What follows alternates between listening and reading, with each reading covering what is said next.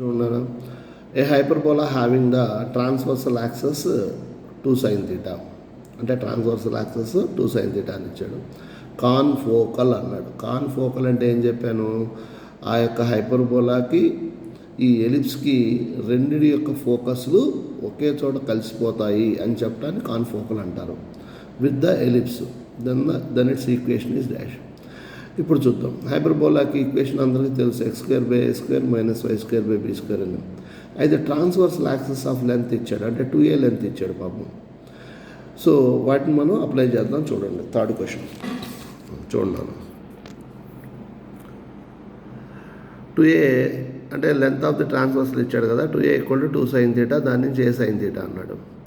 So ellipse equation ఏమి ఇచ్చాడు, x² + 4 + y² = 1 ఇచ్చాడు. కాన్ఫోకల్ అంటే ఏంటి, దాని ఫోకస్ దీని ఫోకస్లు కలిసిపోతాయి అని చెప్తాం అనమాట. సరే, ముందు ఎలిప్స్లో అన్నీ ఉన్నాయి కాబట్టి మనం ఫోకస్ కనుక్కుందాం. ఈ వాల్యూ కనుక్కున్నాను నాన్న, ఈ వాల్యూ కనుక్కున్నాను, ఏది ఎలిప్స్కి. So focus of the ellipse ఎంత, ఏ పెద్దది కాబట్టి ఇది హారిజోంటల్ ఎలిప్స్ అనమాట. సో a, 0 అంటే 1, 0 వచ్చింది. ఇప్పుడు ఏమన్నాడు, ఫోకస్ మన హైపర్బోలా ఫోకస్ తెలుసుగా, a, 0. ఇప్పుడు ఈ రెండు సేమ్ అవుతాయి. ఇక్కడ ఒకటి అవదలేండి, రాయటం ఇక్కడ రాశారు కానీ అక్కడ ఒకటిలాగా హైపర్బోలాలో ఎసెంట్రిసిటీ వేరు ఉంటుంది, ఇక్కడ ఎలిప్స్లో ఎసెంట్రిసిటీ వేరు ఉంటుంది.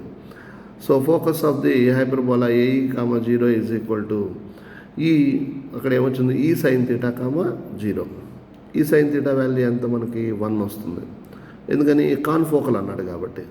అప్పుడు ఈ వాల్యూ ఎంత వస్తుంది, cosecant θ వస్తుంది. మనకు రిలేషన్ తెలుసుగా, b² = a² × e² - 1. అదిగో వాల్యూ సబ్స్టిట్యూషన్ చేశాను నాన్న, b² వాల్యూ cos² వచ్చింది. Therefore hyperbola equation x² / sin² - y² / cos² = 1. So దీన్ని మనం x² cosecant² - y² secant² అని రాసుకోవచ్చు. ఓకేనమ్మా.